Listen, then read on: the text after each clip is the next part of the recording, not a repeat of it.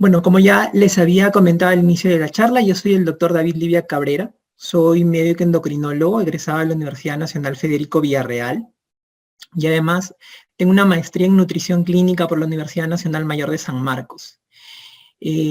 Como les comentaba, el motivo de este curso es que ustedes puedan llevarse todos los conocimientos necesarios acerca de esta enfermedad tan prevalente como es la diabetes mellitus. Es una serie de conferencias, son 6 conferencias que abarcan básicamente todo lo que es diabetes y complicaciones para que ustedes estén al tanto y sepan las pepas respecto a esta enfermedad. Ahora, ¿qué cosa? Vamos a empezar hablando un poquito de qué cosa es diabetes mellitus, ¿no? Entonces, cuando ustedes hablan de diabetes mellitus, no solamente estamos hablando de una enfermedad en específico, sino que como ustedes ven en la diapositiva, se trata realmente de un conjunto de síndromes. Son realmente varios cuadros clínicos que van a tener en común algo bastante en particular, ¿no? Y lo que van a tener en común es la hiperglicemia crónica, es decir, el incremento de los niveles de glucosa de manera crónica. Esa va a ser la característica de todos estos síndromes que, como les digo, van a tener distintas características, pero lo que los va a unir es la hiperglicemia crónica. Entonces, cuando ustedes hablen de diabetes mellitus, tienen que acordarse de esta palabra, hiperglicemia crónica. Acuérdense ustedes que existe otro tipo de diabetes, que es la diabetes insípida, que no es motivo de la charla. Pero cuando ustedes se expresen y hablen y presenten una historia clínica, siempre es importante que hagan la mención del nombre como tal, diabetes mellitus. Es cierto que para nuestros pacientes probablemente podamos utilizar el término diabetes indistintamente porque la más frecuente es la diabetes mellitus. Pero cuando ustedes estén en una presentación de un caso clínico o estén comentando sobre un paciente, siempre el nombre y el apellido, diabetes mellitus, para identificar precisamente a estas patologías que se caracterizan por la hiperglicemia crónica. Entonces, eso es algo que lo tienen que tener siempre presente.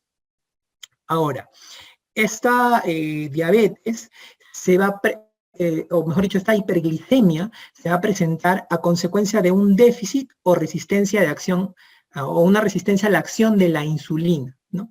Aquí la insulina toma el protagonismo, dado que precisamente esta es la hormona que se encarga de regular, o es una de las hormonas que se encarga de regular los niveles de glucosa en sangre.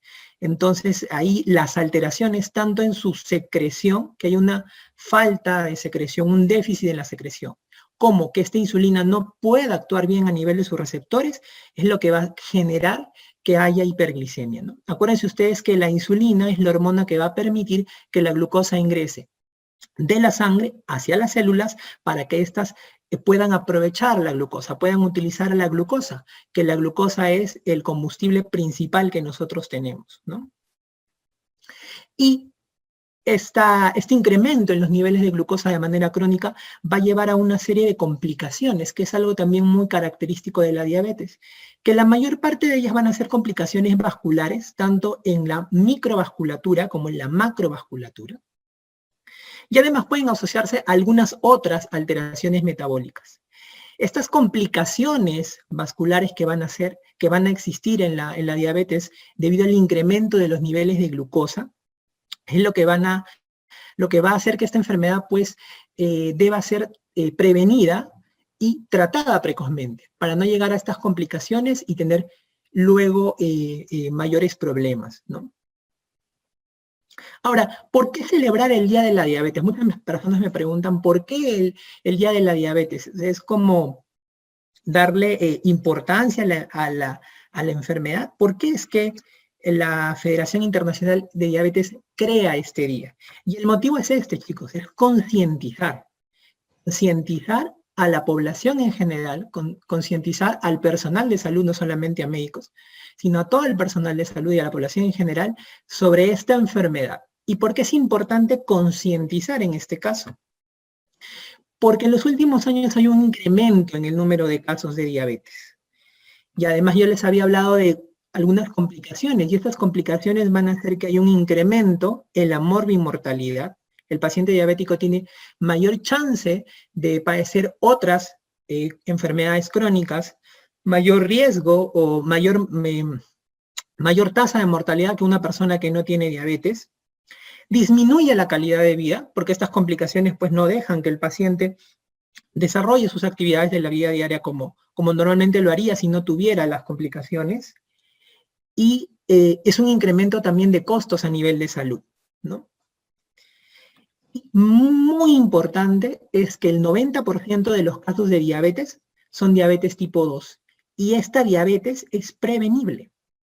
Eso quiere decir que si nosotros concientizamos a la población acerca de la diabetes y todo el impacto que trae la diabetes, y además de eso, que la mayor parte de esos casos de diabetes pueden ser prevenidas, entonces, ¿por qué no tener un día en el cual concienticemos a la población acerca de esta enfermedad? Y esa es la importancia de esta fecha, ¿no? Pero ¿por qué el 14 de noviembre? Entonces, yo aquí les he traído algunas alternativas y me gustaría que ahí en el chat ustedes me dieran su opinión, a ver si alguno de ustedes sabe. No es necesario realmente que lo sepan, pero me gustaría ver qué opinan ustedes. ¿Por qué el 14 de noviembre? ¿Será porque ese día se descubrió la metformina, se descubrió la insulina, se descubrió la célula beta o se descubrió el receptor de insulina? A ver, chicos, ¿ustedes qué cosa creen? Láncense, no hay respuesta correcta realmente, solamente me gustaría saber qué opinan ustedes. A ver, ajá, hay respuestas divididas. Insulina, receptor de insulina. ¿Qué más? Nadie se lanza por la metformina. B, D, C. La A. Muy bien, chicos, perfecto, perfecto. Veo opiniones ahí divididas, pero la mayoría me dice B y D. La insulina o el receptor de insulina. Miren, chicos, ¿por qué es que se da el 14 de noviembre? El 14 de noviembre se da por el descubrimiento de la insulina, ¿no? Y este descubrimiento de la insulina fue gracias a estos dos investigadores que son Banting y Best. Y ahí ven a Banting y Best junto a la perrita Marjorie. Antes del descubrimiento de la insulina, los pacientes diabéticos, básicamente los pacientes diabéticos tipo 1, pues morían realmente en condiciones muy, muy deplorables, morían caquéticos, con cetoacidosis. Los tratamientos eran realmente muy, muy difíciles porque prácticamente se le pedía al paciente que no coma, que hiciera ayunos. Y pues las observaciones, los estudios de estos investigadores permitieron precisamente reconocer que había una secreción del páncreas. El páncreas producía cierto producto, cierta secreción que hacía que los niveles de glucosa se puedan estabilizar, puedan disminuir en estos pacientes que tenían diabetes, ¿no? Y la perrita que ustedes ven ahí, que es la perrita Marjorie, fue a la perrita en la cual hicieron el primer experimento, ¿no? Le hicieron una pancreatectomía a esta perrita y le pusieron un extracto de páncreas a esta perrita, y pues vieron que en ella los niveles de glucosa descendían, y de esa manera se pudieron dar cuenta de que había algo en el páncreas que permitía controlar los niveles de glucosa, una sustancia, ¿no? Y eso fue lo que revolucionó el tratamiento de la diabetes. De hecho, esto le valió un premio Nobel a Banting, y pues es un hito, y por eso celebramos el 14 de noviembre, porque nos acordamos de este hecho histórico en la historia de la medicina, ¿no? Muy bien.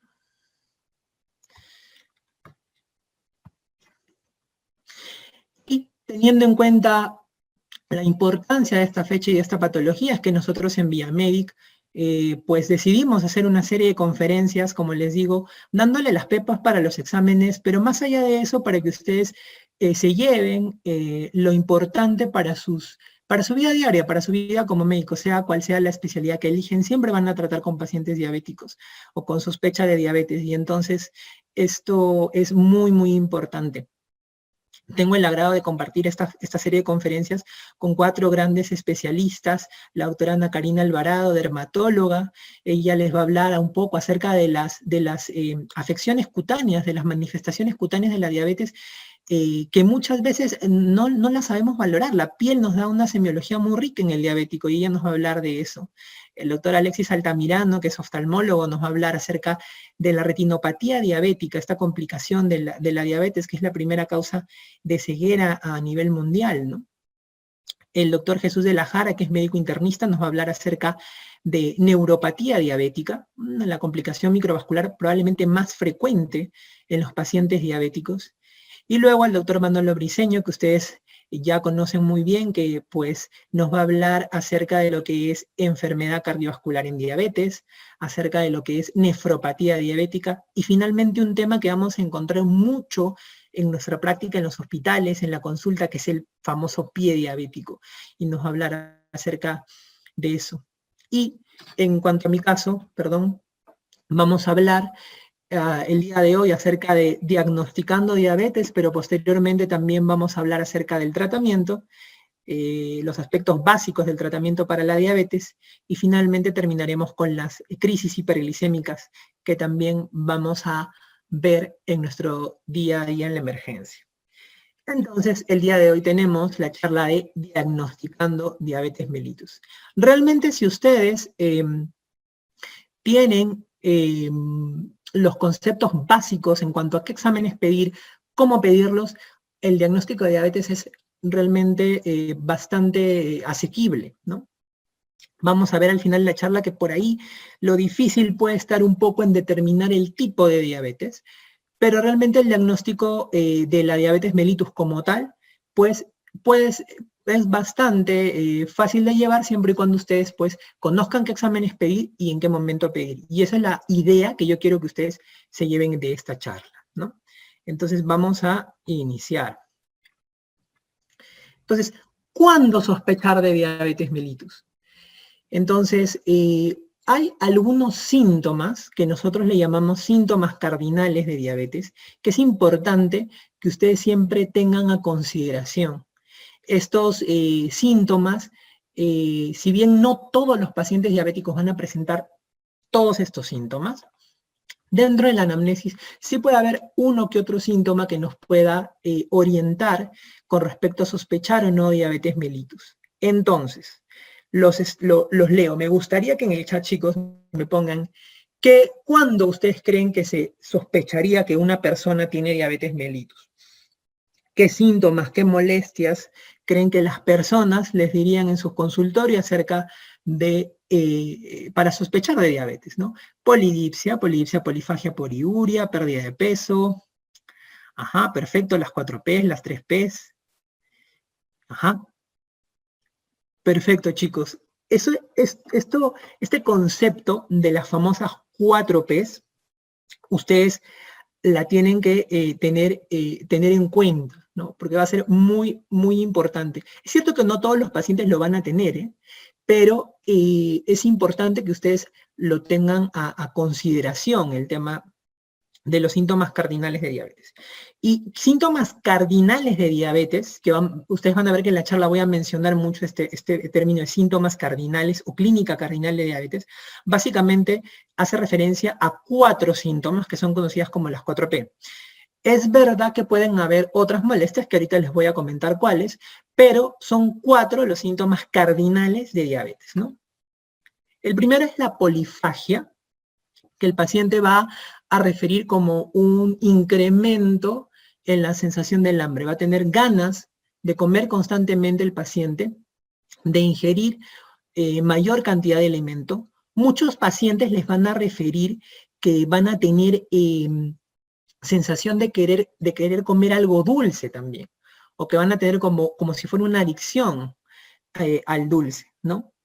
Esta polifagia se debe básicamente, para que ustedes lo tengan a consideración, porque acuérdense ustedes que sin insulina, si el paciente no tiene insulina, la insulina no puede actuar de manera adecuada, entonces la glucosa no ingresa a la célula. Al no ingresar la glucosa a la célula, entonces tenemos un déficit de energía, porque la glucosa no puede ser transformada en ATP. Entonces tenemos este déficit de energía, y este déficit de energía es captado por el centro del hambre en el hipotálamo, que dice, bueno, no estamos teniendo energía, entonces despierta el hambre para que el paciente quiera o consuma alimentos y pueda compensarse esta aparente falta de energía, ¿no? Lo que no sabe el hipotálamo, el centro del hambre, es que realmente sí hay un exceso de glucosa en la sangre, solamente que la célula no lo puede utilizar. Y por eso se presenta esta famosa polifagia, ¿no? El otro síntoma cardinal de diabetes es la famosa poliuria, ¿no? Esta poliuria, que es el incremento en la micción, los pacientes lo van a referir como incremento en las ganas de querer ir al baño. En los niños más pequeños, en la población pediátrica, puede manifestarse como una enuresis nocturna, es decir, el niño que ya había controlado esfínteres de repente empieza a orinar, sobre todo en las noches, ¿no? Y eso llama mucho la atención de los padres, ¿no? En los adultos es obviamente mucho más llamativo el tema de la poliuria. Y en este caso, ¿por qué se presenta la poliuria? Porque el exceso de glucosa es filtrado a través del riñón, se empieza a eliminar glucosa a través de la orina, y ustedes saben que la glucosa es una sustancia osmótica, entonces jala agua y se incrementa el volumen urinario, ¿no? De esta manera se produce la poliuria. El otro síntoma cardinal importante, como ustedes ven, es la polidipsia, que es el incremento de la sed. Muchos pacientes van a referir que tienen ganas de tomar demasiada agua, a pesar que no necesariamente ellos estén expuestos a alguna actividad o algún clima que les genere deshidratación, simplemente tienen el deseo de tomar mucha agua. Muchas veces los pacientes se van a hidratar con bebidas azucaradas, ¿no? Con los famosos refrescos y gaseosas. Van a decirles que tienen esa sensación de querer tomar este tipo de bebidas, y en este caso se va a presentar la polidipsia por la deshidratación que va a tener el paciente a consecuencia de la poliuria.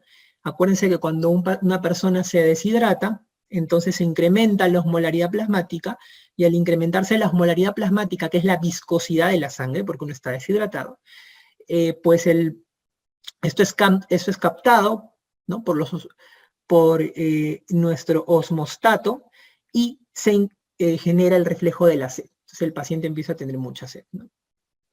Y el último síntoma cardinal es la pérdida de peso, ¿no? La pérdida de peso va a ser, creo yo, uno de los síntomas más llamativos para muchos de los pacientes.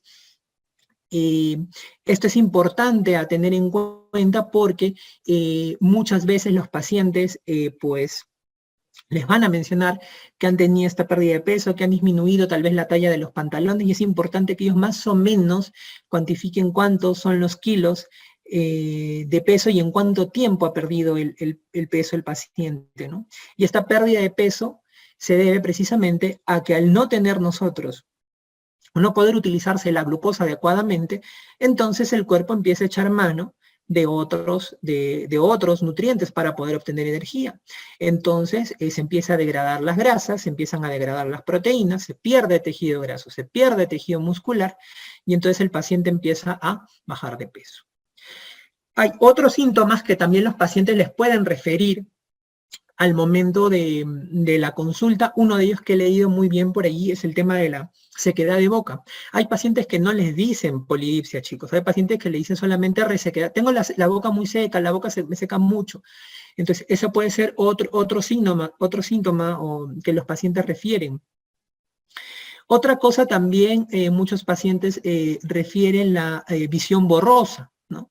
Les van a referir eso, que podría estar en relación con, en algunos casos, la presencia de algún tipo de complicación como retinopatía, si es que tienen ya una hiperglicemia de larga data, o simplemente por alteraciones en cuanto a la concentración, la opacidad que se genera en el cristalino, la concentración de solutos en el cristalino, que hacen que se opaque el cristalino y el paciente pues siente esa sensación de visión borrosa, ¿no? Otro síntoma característico que me ponen ahí es el prurito, ¿no? Muchos pacientes se quejan de prurito, y de hecho cuando hay prurito crónico de etiología no filiada, es importante pedir o evaluar la glucosa de este paciente. También puede haber el tema de debilidad de debilidad, astenia, que puede estar en relación con la deshidratación, la hiperosmolaridad, pero también en algunos casos con la pérdida de masa muscular. Entonces es importante que ustedes tengan a consideración esos detalles, ¿no? Ahora, ya teniendo los datos en los cuales yo pueda sospechar de diabetes en mi paciente, exámenes me pueden permitir a mí evaluar la glicemia. Entonces, nuevamente recurro a ustedes, chicos. ¿Qué exámenes conocen ustedes que puedan, que les permiten evaluar la glicemia de un paciente? O sea, si viene, por ejemplo, algún familiar de ustedes y le dice, quiero saber cómo está mi glucosa, mi azúcar en la sangre, ¿qué exámenes conocen ustedes en general que pueden evaluar? Glucosa al azar, glucosa en ayunas, hemoglobina glicosilada, tolerancia, glucosa postprandial, glucometría capilar. Muy bien, chicos, muy bien. Veo bastantes respuestas adecuadas. Y ustedes, chicos, tienen que saber que cuando tienen o quieren evaluar la glicemia de un paciente, ustedes tienen 4 opciones de exámenes. Eso no significa que ustedes van a pedirle todo al paciente al cual le quieren evaluar la glicemia, quieren ver cómo están los niveles de glucosa en la sangre. Ustedes ya vamos a ver en el siguiente gráfico cuándo pedir cada uno de estos exámenes. Pero ustedes tienen que saber que así como eran 4 síntomas cardinales, son 4 exámenes que me permiten a mí evaluar la glicemia de un paciente. Uno, la glucosa en ayunas. La glucosa en ayunas, chicos, es la famosa glucosa que ustedes me ponen ahí como glucosa basal, ¿no? Es la glucosa que el paciente, o la medición de glucosa que le realizan al paciente, luego, o como mínimo, teniendo como mínimo 8 horas de ayuno, ¿no? Esa es la famosa glucosa basal, glucosa sérica en ayunas, ¿no? A la que ustedes me hacen referencia. El otro examen que permite evaluar la glicemia es una medición de glucosa 2 horas después de una sobrecarga oral con 75 gramos de glucosa anhidra. Todos estos términos que ustedes ven aquí se resumen en el famoso test de tolerancia, ¿no? Ese test de tolerancia es un test en el cual a su paciente le van a hacer tomar una bebida muy azucarada, que es una bebida que contiene 75 gramos de glucosa anhidra, y le van a tomar muestras de sangre al paciente antes de la toma de la bebida azucarada y después de la toma de la bebida, tomar la bebida azucarada. El valor de 2 horas después de tomar la bebida azucarada nos puede ayudar a determinar cuál es el estado de la glicemia de este paciente, cómo procesa esa sobrecarga oral de glucosa el paciente. Un tercer examen es la famosa hemoglobina glicosilada. Esta hemoglobina glicosilada es un examen que ustedes pueden pedirlo sin que el paciente esté necesariamente en ayunas, no requiere ayunas. Es un examen bastante sencillo. Y este examen lo que me permite ver a mí es cuál es, o nos da una idea de cuál es el promedio de glucosa que un paciente tiene en los últimos 3 meses, ¿no? Este valor de hemoglobina glicosilada no viene o no se mide en miligramos por decilitro como los anteriores, sino que se mide en porcentaje, ¿no? Me mide qué porcentaje de la hemoglobina que tiene una persona, acuérdense ustedes que la hemoglobina es una proteína, está glicosilada o glicada, como pone uno de sus compañeros, ¿no? ¿Qué porcentaje está glicada? Normalmente todos tenemos cierto porcentaje de la hemoglobina que ha sido unida o está unida a carbohidratos o a glucosa, ¿no? que está glicada o glicosilada. Cuando se excede en el porcentaje normal que vamos a ver a continuación cuál es, entonces ahí estamos hablando nosotros de diabetes o de alteraciones en los niveles de glucosa, ¿no?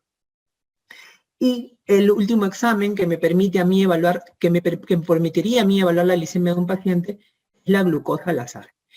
La glucosa al azar significa que yo voy a tomarle la glucosa a mi paciente en cualquier momento del día. No importa si mi paciente está en ayunas, se ha comido 1 hora, se ha comido 2 horas, no. Es un examen en donde el paciente llega, le toma la muestra de la glucosa y le evalúo.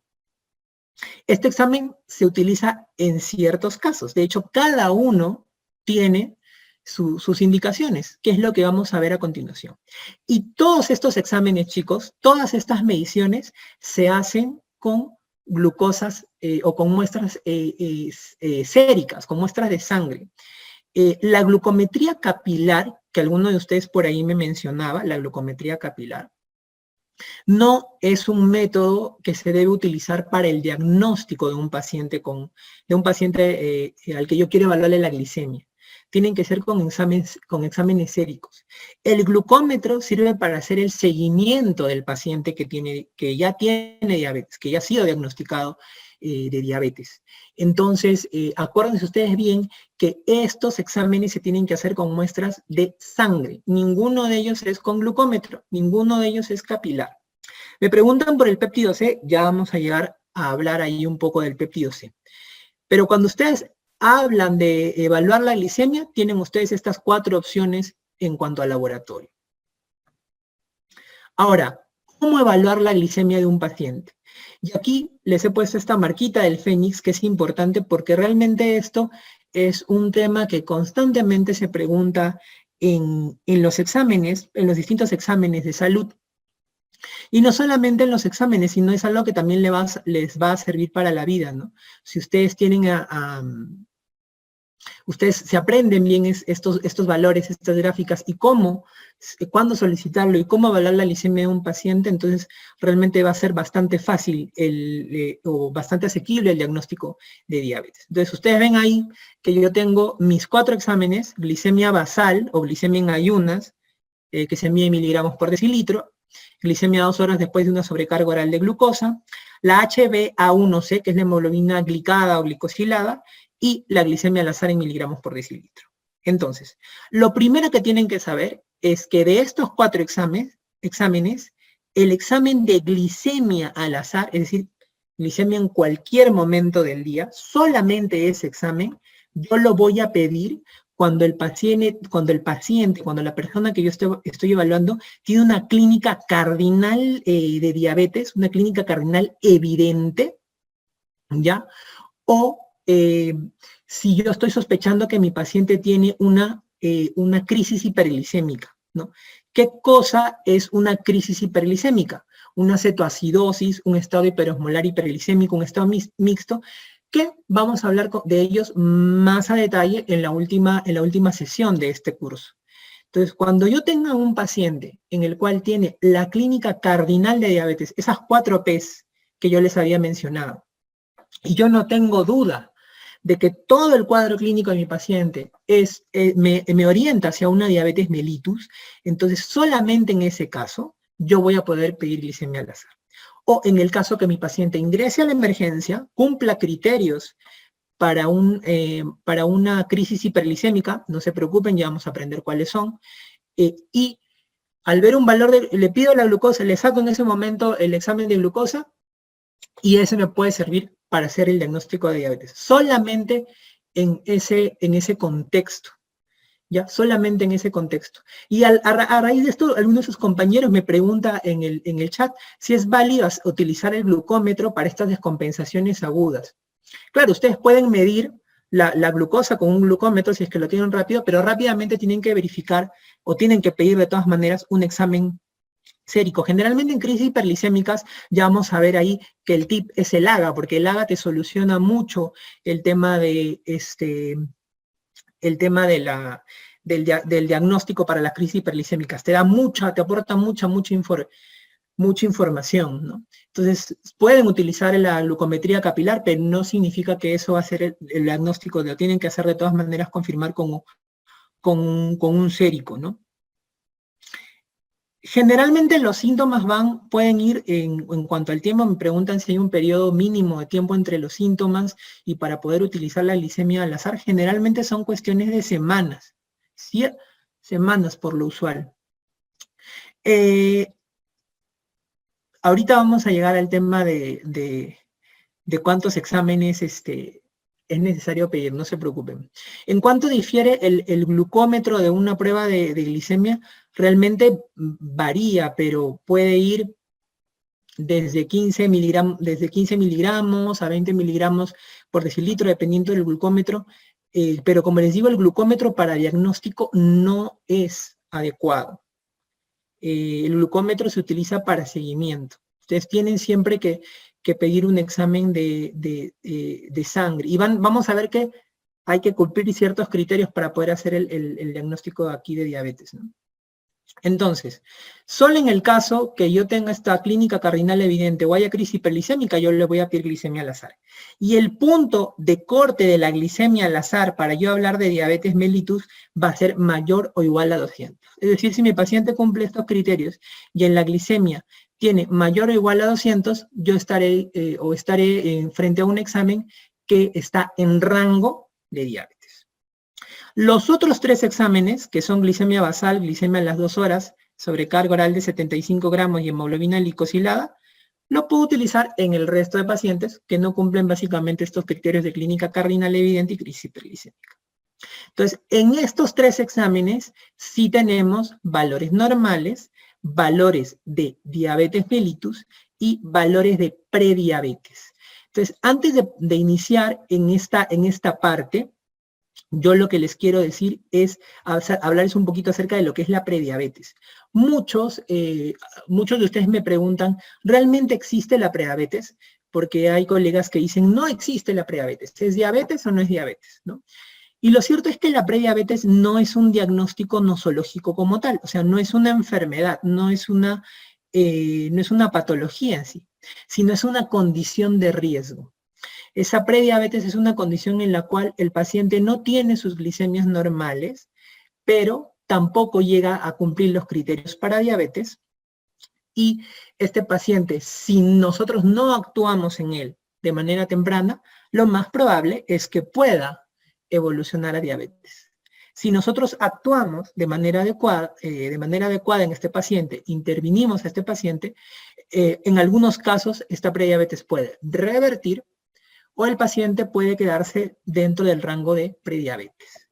Entonces, es importante en estos casos determinar que sí existe el concepto de prediabetes, ¿no? Sí existe la prediabetes, solamente que es una condición de riesgo. Y eso hay que explicarle al paciente. Me preguntan aquí sobre las manifestaciones clínicas en cuanto a prediabetes y realmente en prediabetes pueden presentarse ciertas manifestaciones de la diabetes. Incluso se ha visto que algunos pacientes con prediabetes pueden tener ciertas complicaciones vasculares como las tiene el paciente con diabetes. Entonces, es importante reconocer este estado de riesgo, esta condición de riesgo, pero sí existe la prediabetes como tal, ¿no? Entonces, yo digo, ¿cuáles son los valores normales de estos exámenes? Entonces, de la glicemia basal o glicemia en ayunas, el valor normal es que sea menos de 100. Yo sé que ustedes algunos de ustedes me preguntará por ahí que hay otra literatura que nos menciona el punto de corte como menor de 110, ¿ya? Nosotros estamos utilizando los puntos de cortes que da la Asociación Americana de Diabetes. De hecho, la mayoría de pacientes, de endocrinos y de colegas, utilizamos las referencias que nos da la Asociación Americana de Diabetes. Entonces, estamos poniendo de punto de corte esto porque nos permite captar más pacientes y poder, pues, frenar la progresión hacia diabetes. Entonces, nosotros ponemos el punto de corte de la Asociación Americana de Diabetes, que es la glicemia menor de 100. Entonces tengan eso presente ustedes. La glicemia 2 horas después de una sobrecarga oral de glucosa con 75 gramos de glucosa anhidra, lo normal es que sea menos de 140 y la hemoglobina glicosilada menos de 5.7%. Estos son los valores de normalidad, ¿no? Cuando nosotros hablamos de diabetes mellitus, nosotros tenemos una glicemia basal que es mayor o igual a 126, una glicemia 2 horas después de la sobrecarga oral de glucosa con, valga la redundancia, con glucosa anhidra mayor o igual de 200, una hemoglobina glicosilada mayor o igual a 6.5%. Y lo que queda en el intermedio, que como les decía, no es normal, pero tampoco es considerado como diabetes, es la famosa prediabetes. Si ustedes tienen un paciente que tiene una glicemia basal entre 100 y 125, considera que está en rango de prediabetes, y a esa situación en específico se le llama glicemia alterada en ayunas, porque la glucosa está ligeramente alterada, no llega al rango de diabetes, y entonces por ese motivo se le llama glicemia alterada en ayunas.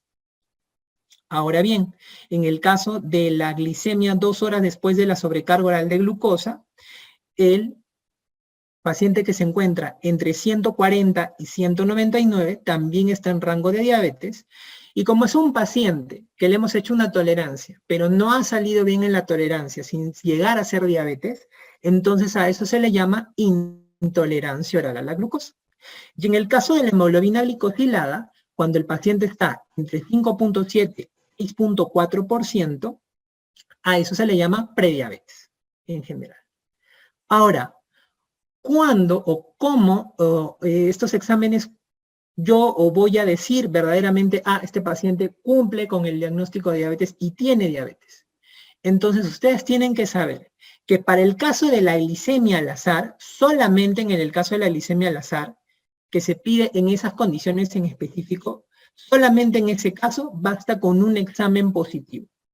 Y en el caso de glicemia basal, glicemia 2 horas después de la sobrecarga oral de glucosa, del TTOG, y la hemoglobina glicosilada, o glicada, se necesitan 2 o más exámenes positivos. ¿Eso qué cosa quiere decir en términos generales? Que cuando ustedes tienen un paciente en el cual están evaluando la glicemia, si este paciente cumple el criterio para utilizar glicemia al azar, que quiere decir que el paciente tiene clínica cardinal evidente o está en una crisis hiperglicémica, basta con un solo examen de glicemia al azar para yo poder hacer el diagnóstico de diabetes. O sea, el paciente ingresa, por ejemplo, a la emergencia con todas las características de una crisis hiperglicémica, una cetoacidosis, por ejemplo. Entonces, a ese paciente yo le saco el examen de glucosa y cumple todo para cetoacidosis y la glucosa está mayor o igual de 200, ¿no? Probablemente va a estar mayor de 250, mayor a 300, entonces ese paciente, ya con ese solo valor digo, ese paciente tiene diabetes definitivamente y está debutando como una cetoacidosis diabética, ¿no? Ahora, si el paciente no cumple esa condición, que casi es la mayor parte de pacientes, la mayoría de pacientes no van a cumplir esa condición de llegar en crisis hiperglicémico, tener toda la clínica evidente. Entonces, en esos pacientes, ustedes van a tener la obligación de tener por lo menos 2 exámenes positivos. Ahora, estos exámenes positivos podrían ser que ustedes tengan 2 exámenes del mismo tipo. Eso quiere decir que tengan 2 glicemias en ayunas o 2 glicemias basales alteradas, o que puedan tener un examen, 2 exámenes distintos. Por ejemplo, una glicemia en ayunas alterada y una hemoglobina glicosilada alterada. O una glicemia en ayunas alterada y una glicemia 2 horas después de la sobrecarga oral de glucosa alterada. Entonces, esto es importante, porque eso quiere decir que aquel paciente que no está en condiciones de crisis hiperglicémica, no tiene toda la clínica que me hace sospechar a mí de la diabetes, yo estoy obligado siempre a tener por lo menos 2 exámenes que me digan que este paciente, o que me hagan confirmar el diagnóstico de diabetes. ¿Cuánto es el tiempo en que entre ustedes, lo ideal en que ustedes reciben un paciente con un examen alterado, digamos que viene un paciente a su consultorio con una glucosa en 175, por ejemplo, en ayunas, ¿en cuánto tiempo mínimo o cuál es el tiempo en que ustedes deben volver a pedir el examen para saber si mi paciente tiene o no diabetes? Tiene que ser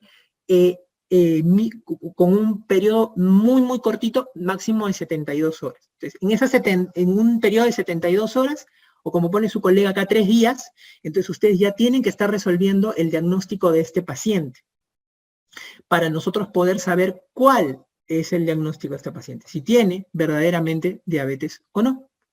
Entonces, eso es importante que ustedes lo sepan. Pero ahora bien, esto pues, están bonitos los datos, están bonitos las condiciones y demás, pero, ¿y cuando tenemos al paciente, qué pasa si un examen me sale como diabetes, el otro no me sale como prediabetes? ¿Qué cosa hago? Entonces, A mí me gusta mucho el siguiente algoritmo que yo les voy a presentar, que es un algoritmo que no es de la Asociación Americana de Diabetes, es un algoritmo que creó o que presenta el Ministerio de Salud de aquí, de nuestro país, en el año 2015, en una guía que ellos sacan, que es la guía de atención primaria, o la atención de salud en el primer nivel de atención, perdón, ¿no?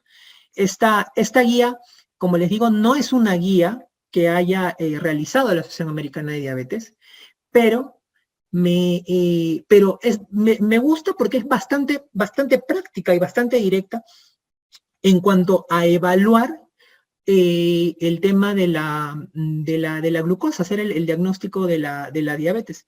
Entonces, vean ustedes que tiene mucho de las premisas que nos hablaba la Asociación Americana de Diabetes en la tabla anterior que les pregunté, ¿no? Entonces, vean ustedes aquí. Dicen, lo primero que yo tengo que saber es si mi paciente tiene una clínica clásica, inequívoca de diabetes, que esto está en relación con lo que es la sospecha de diabetes, la alta sospecha de diabetes por las 4P, polidipsia, polifagia, poliuria, pérdida de peso, ¿no? O si mi paciente también ingresa por crisis hiperglicémica. Si ese fuera el caso, que mi paciente tiene esta clínica clásica inequívoca, entonces, como yo les comentaba, pido la glicemia al azar y basta un solo valor mayor o igual a 200 para decir que mi paciente tiene diabetes. Solamente en estos casos.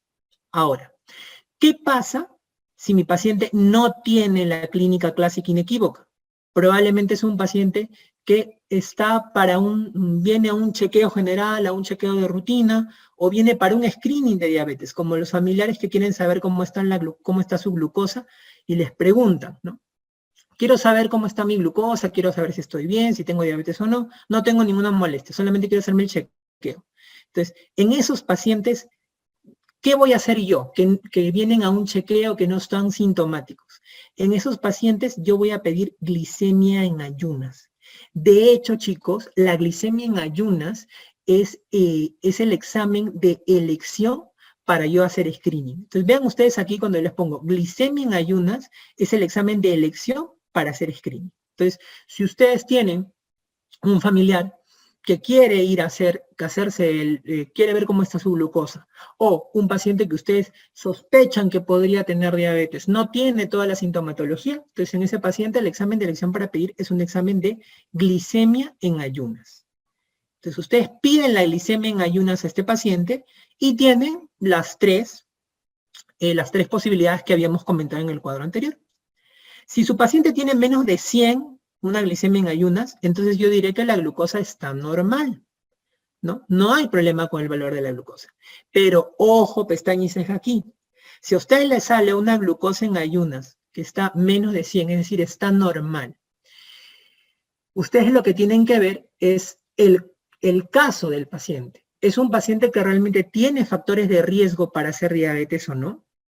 ¿Es un paciente que tiene antecedentes familiares de diabetes, tiene obesidad, tiene algún signo tal vez que me haga sospechar en que yo pueda tener ese paciente diabetes? Entonces, si ese es el caso, probablemente yo voy a volver a repetir ese examen al corto plazo, ¿no? Dependiendo de cada paciente, no hay un tiempo específico. Tal vez podrá citarlo, no sé, a los, 3 meses, a los 6 meses, depende del paciente, no lo sé, varía entre paciente y paciente. Si es un paciente que probablemente no tenga mayores factores de riesgo, ¿no? Entonces probablemente ese examen lo podrás hacer más espaciado, ¿no? Incluso las guías te dicen que si es un paciente de muy bajo riesgo, podrías tú hacer el descarte de si la glucosa está bien cada 3 años, pero eso varía dependiendo del paciente. Hay test de riesgos que ustedes pueden aplicar a un paciente, que ustedes lo encuentran rápidamente en el internet. Uno es el test de Finrix, que es el que menciona ahí uno de sus compañeros ahí en el chat, que es un test que tiene una serie de preguntas, y que está orientado sobre todo para el riesgo para diabetes tipo 2. Entonces, utilizar este tipo de test para evaluar el riesgo podría ser una opción, sobre todo en pacientes que tienen alto riesgo. Y esto básicamente para saber qué tanto riesgo tiene este paciente de tener diabetes. Pero como les digo, ese test es básicamente el FINRIX para los pacientes diabéticos tipo 2, pacientes diabéticos tipo 2. Ahora, si mi paciente tiene la glicemia en ayunas mayor o igual a 126, entonces yo digo que mi paciente tiene una glicemia en ayunas que está en rango de diabetes.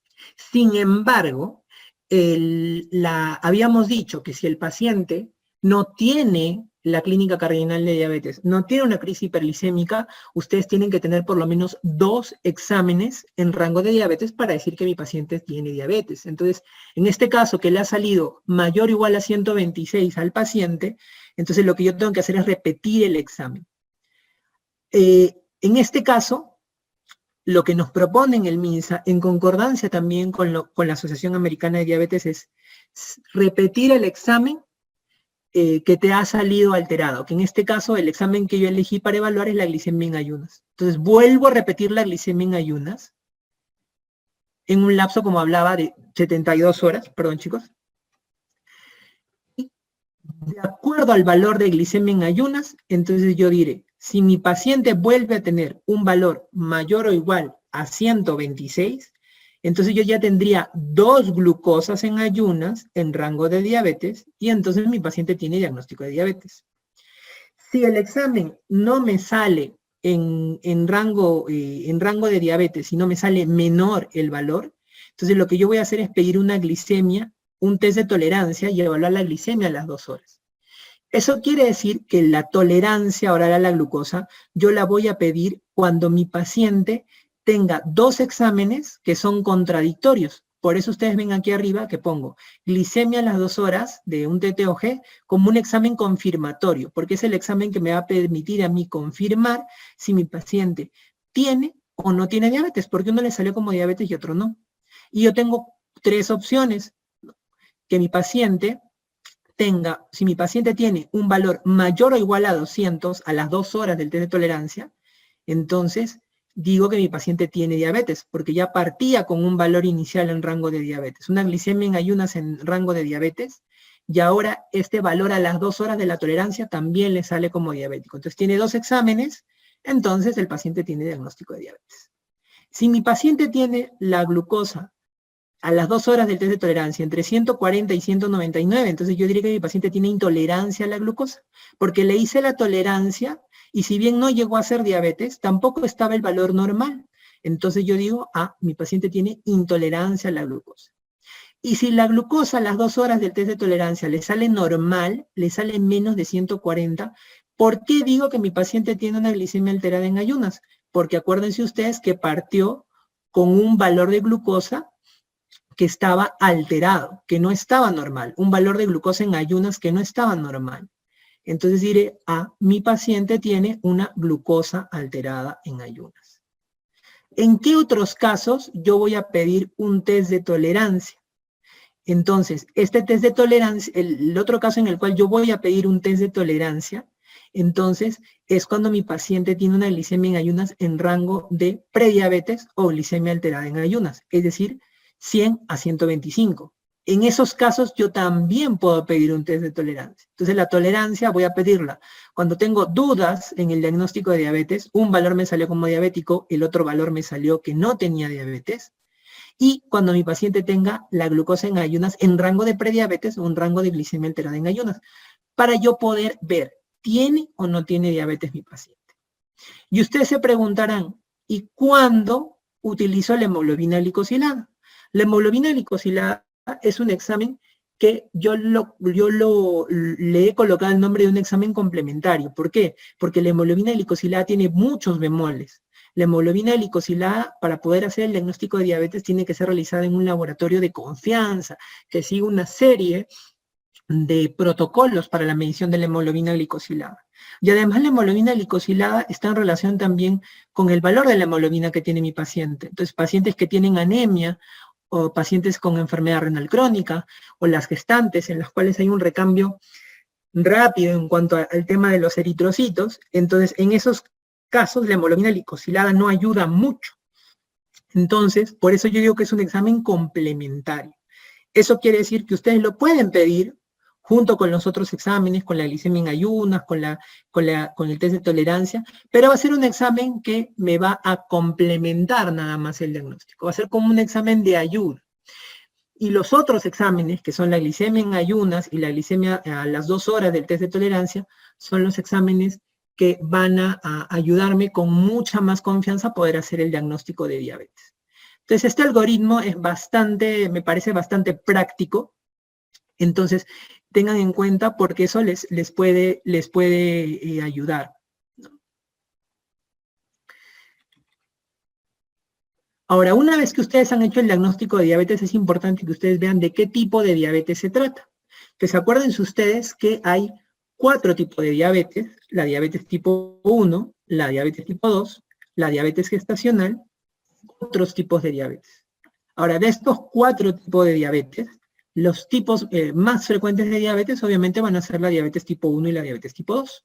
Y deben ustedes acordarse que la diabetes tipo 1 se debe a una deficiencia absoluta de insulina, porque hay una destrucción de la célula beta, ¿no? Está en relación, en la mayor parte de los casos, a la presencia de anticuerpos contra estructuras, contra proteínas de la célula beta, es decir, un proceso de etiología autoinmune que destruye el islote pancreático, destruye la célula beta y genera deficiencia absoluta en la secreción de insulina, versus la diabetes tipo 2, donde hay una deficiencia relativa de insulina. ¿Eso qué cosa quiere decir?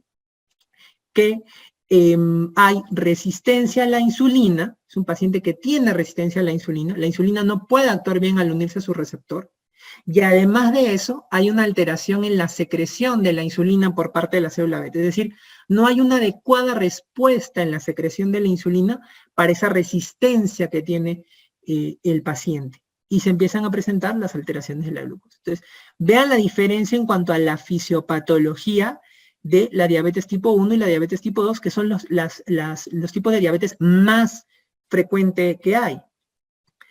Y esta tablita a mí me gusta, también le pongo aquí el signo del fénix, porque esto también es importante, que son datos que podrían ayudarme a diferenciar entre diabetes tipo 1 y diabetes tipo 2.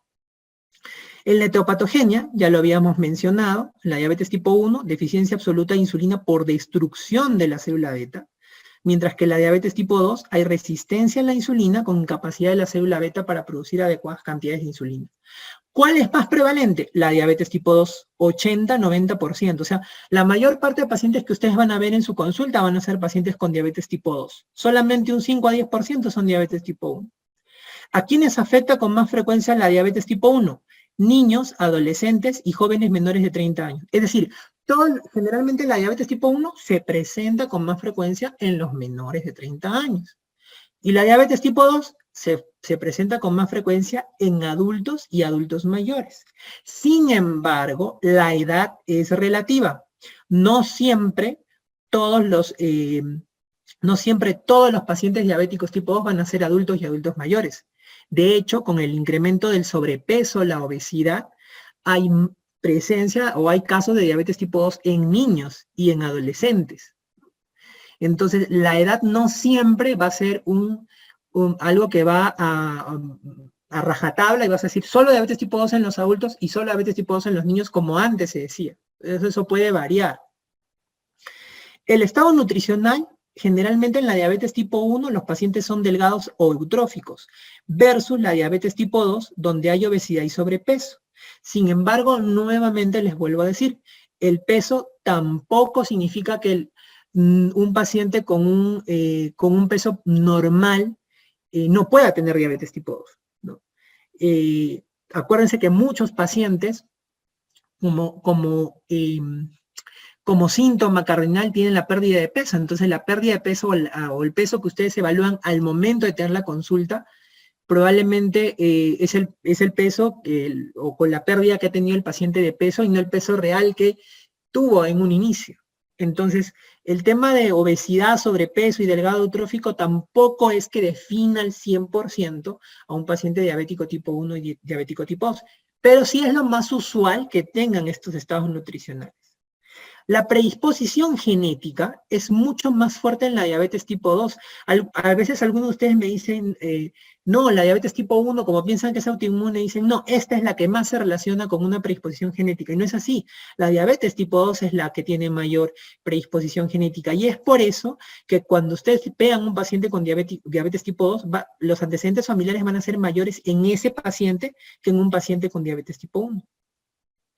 La forma de inicio también puede ayudar entre uno y otro. Por ejemplo, en la diabetes tipo 1, los síntomas generalmente se desarrollan rápidamente, ¿no? Generalmente de forma aguda o subaguda. Y es frecuente que los pacientes debuten como una crisis hiperglicémica, que es la cetoacidosis. Versus la diabetes tipo 2, en la cual los síntomas se van desarrollando gradualmente. Generalmente los pacientes vienen oligoasintomáticos, incluso ustedes van a encontrar o van a hacer diagnóstico de diabetes en pacientes que no tienen síntomas, que los han mandado por un chequeo de rutina. En el caso de la cetoacidosis, ¿qué pacientes van a tender a la cetosis? Los pacientes con diabetes tipo 1.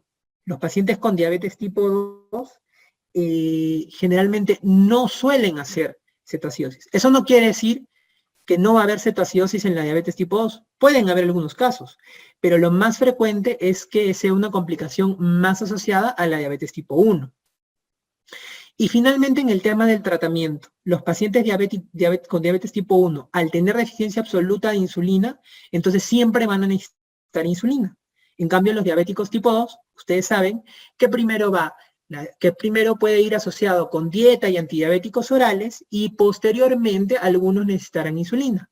O tal vez, en algunos casos, algunos pacientes diabéticos tipo 2 debuten con una glicemia bastante marcada, con una pérdida de peso bastante marcada y necesitan momentáneamente insulina y luego pasar a antidiabéticos orales.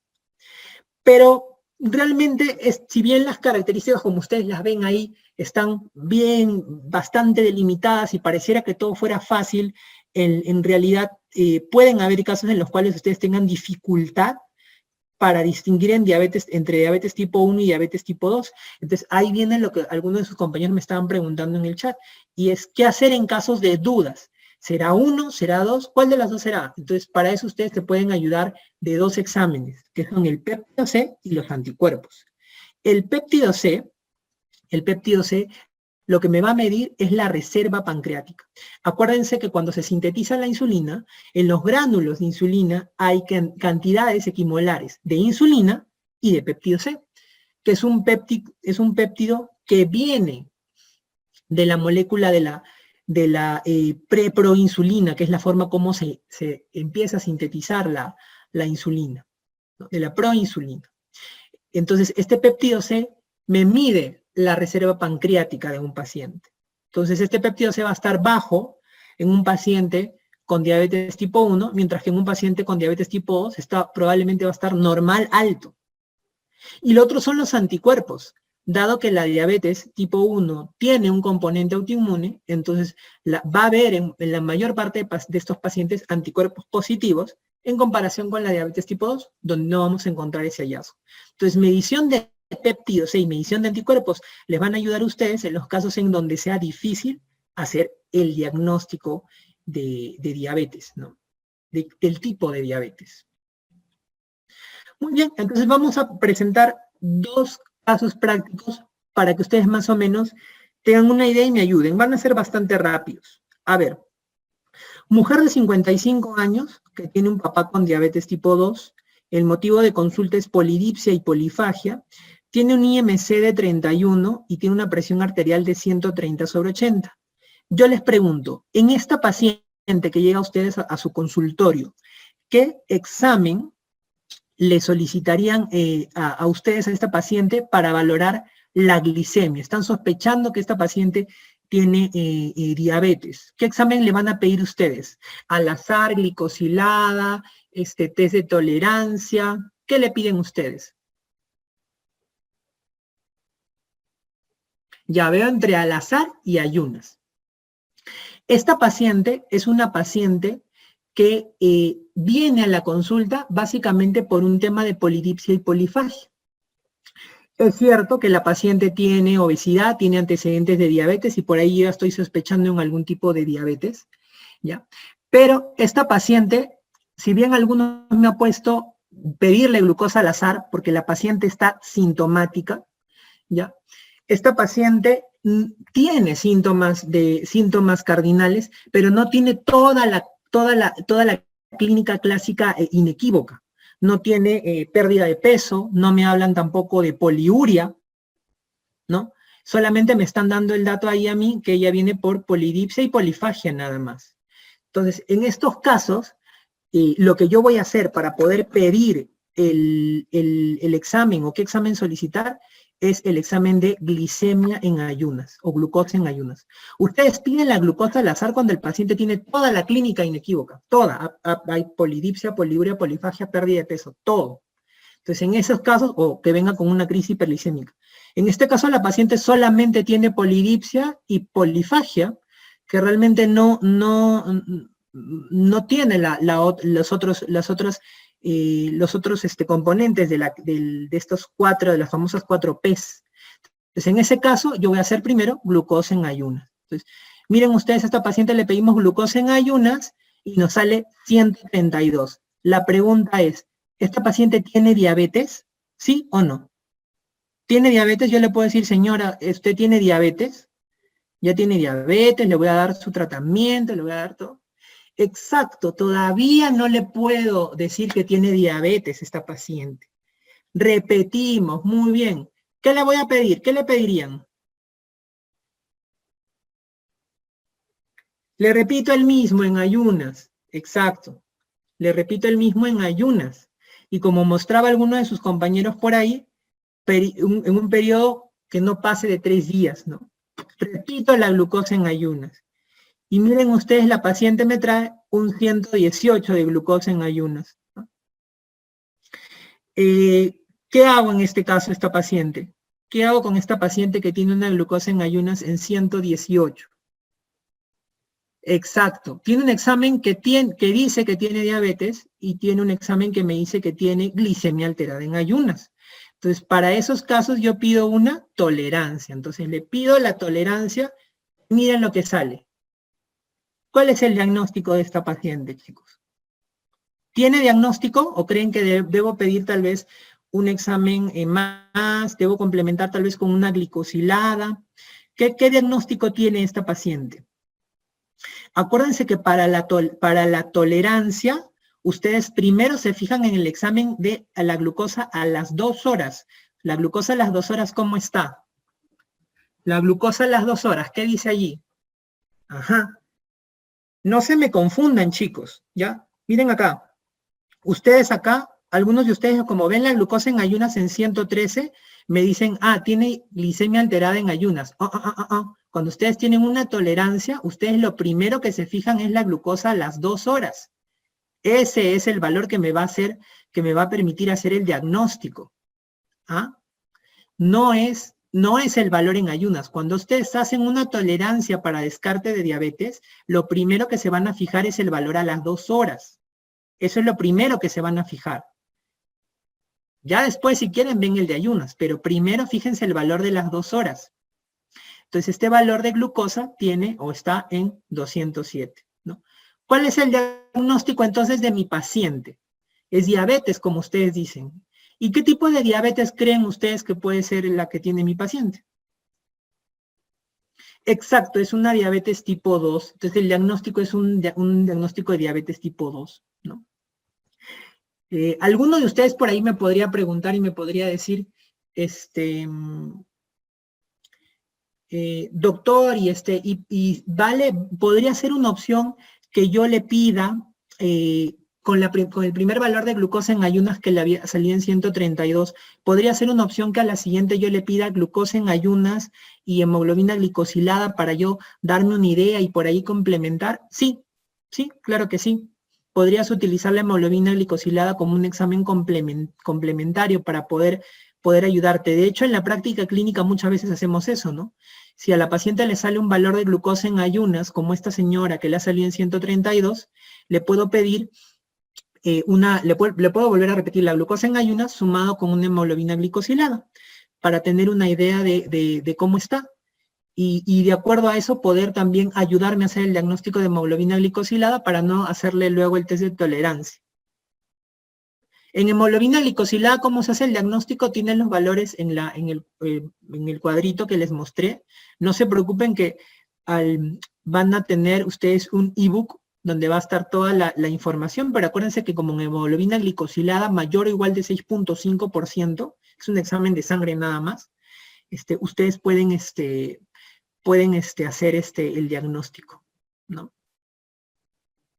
¿Por qué no debe de esperarse a pasar mucho tiempo? Porque si no, si el paciente verdaderamente tiene diabetes, estás perdiendo tiempo en el tratamiento del paciente.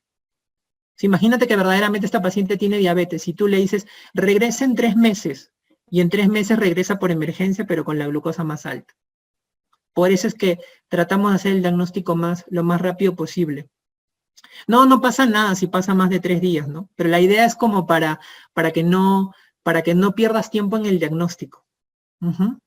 Ok, muy bien. Siguiente caso, a ver. Varón de 26 años, sin antecedentes de importancia, el motivo de consulta es pérdida de peso, polidipsia, poliuria y polifagia, tiene un IMC de 22 y tiene una presión arterial en 110/60. ¿Qué examen le pedirían ustedes a este paciente? Exacto, ahora sí creo que todos estamos de acuerdo que este paciente tiene los 4 síntomas cardinales de diabetes, entonces este paciente le vamos a pedir la glucosa al azar, ¿no es cierto? Glucosa al azar, 272. ¿Qué hago, chicos? ¿Qué pasa con este paciente? Confirmo diabetes, se debe repetir. Acuérdense que cuando ustedes tienen un valor de glucosa al azar, si mi paciente tiene toda la clínica y tengo el valor de glucosa al azar mayor o igual a 200, ya se confirma el diagnóstico de diabetes. Exacto. Ya se confirma el diagnóstico de diabetes. Entonces, en este caso no es necesario volver a repetir el examen de glucosa al azar, ¿no?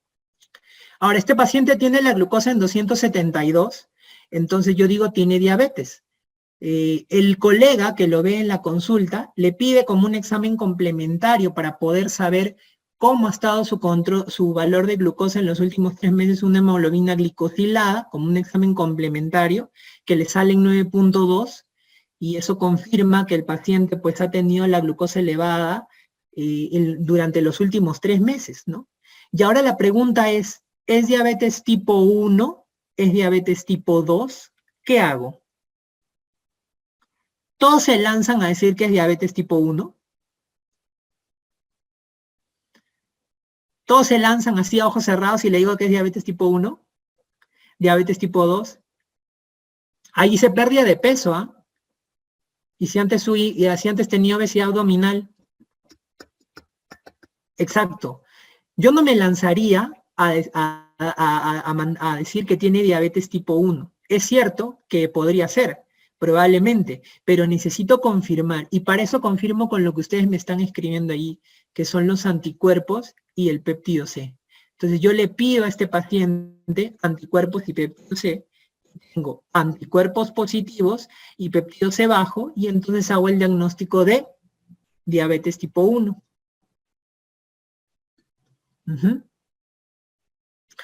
En los casos de pacientes pediátricos, muchas veces la cosa va a ser un poco más fácil porque, pues, generalmente, como les digo, debutan con cetoacidosis y todo el cuadro apunta a una diabetes tipo 1.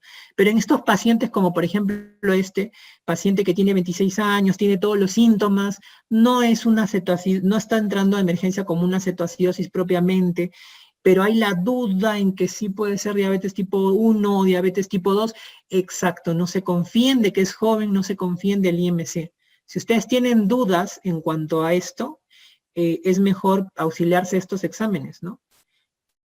Lo mismo puede pasar en el caso pediátrico. A veces hay pacientes pediátricos obesos que Muchos sospechamos en diabetes tipo 2, pero lo que hacemos es pedirle de todas maneras anticuerpos y péptido C para poder descartar de todas maneras que el paciente no tiene diabetes tipo 1, ¿no? Entonces, en los casos que ustedes tienen esas dudas, es mejor pedir anticuerpos y péptido C para que no tengan problemas, ¿no? Muy bien, chicos, hasta aquí hemos llegado el día de hoy con la sesión. Veo algunas preguntas aquí en el chat, voy a tratar de responder algunas de ellas. El diagnóstico es similar en los niños, se utilizan los mismos puntos de corte, solamente que en los niños por ahí hay siempre algunos bemoles en cuanto al tema de hemoglobina glicosilada, en cuanto a si verdaderamente está bien estandarizado o no.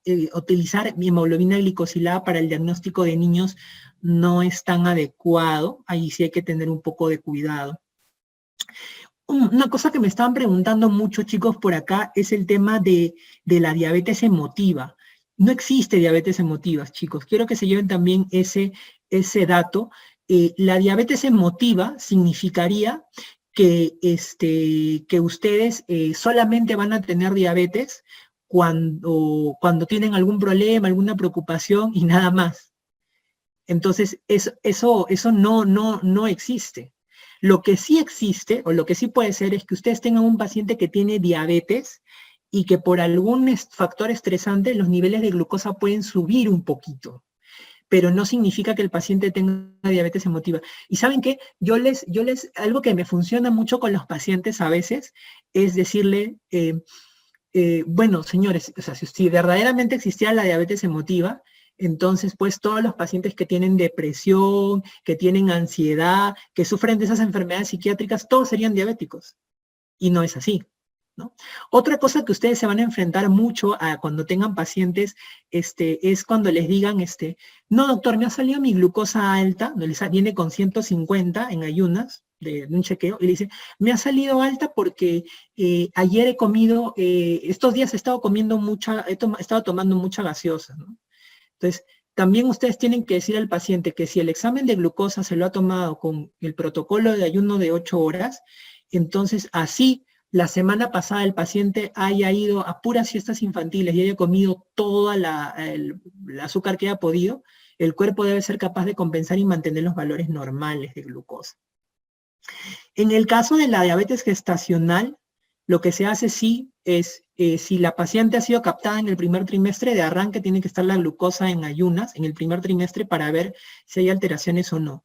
Y si no, posteriormente, hacia la segunda mitad del embarazo, se hace un test de tolerancia para poder ver si la paciente tiene diabetes gestacional o no, que es el test de tolerancia que se hace es un poco diferente al que se hace para la diabetes en general. Siempre que sospechamos de diabetes, la orina es dulce. No, no necesariamente. No necesariamente. Acuérdense que glucosuria generalmente se presenta cuando el valor de glucosa en sangre es mayor de 180 miligramos.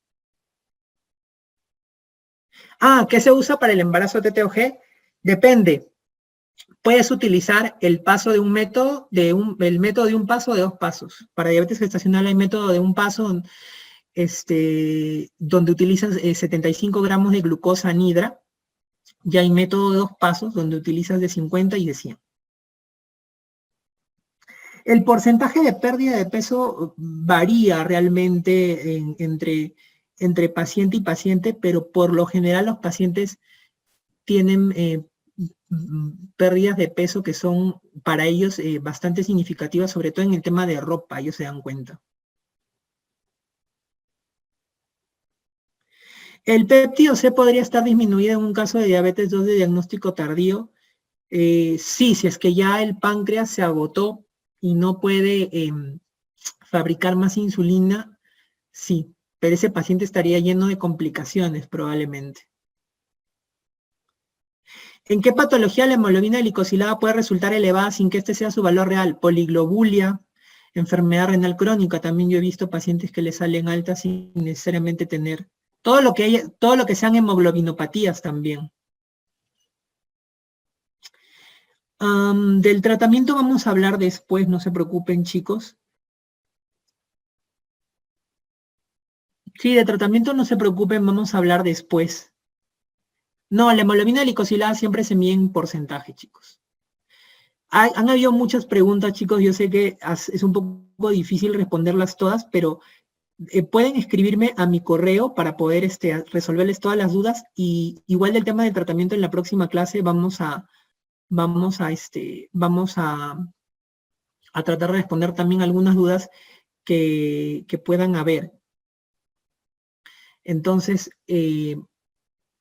yo les agradezco, chicos, por haberme acompañado en la charla. Sé que quedan muchas preguntas para responder que ustedes tienen, pero con mucho gusto voy a tratar de responderlas si me escriben a mi correo. Mi correo es doctor.davidliviak@gmail.com. Se los voy a escribir por aquí para que ustedes lo tengan. Y ante cualquier consulta o duda que tengan, pues pueden escribirme y yo gustosos les voy a responder. Ahí les he enviado mi correo. Nos hemos pasado un poco del tiempo, es por el tema de ser la primera sesión, pero bueno, gracias a todos ustedes y nos vemos en la próxima sesión, que es el día martes, si no me equivoco, a la misma hora, para hablar sobre tratamiento de diabetes. Cuídense, que tengan bonito domingo, chicos, y nos vemos. Hasta luego.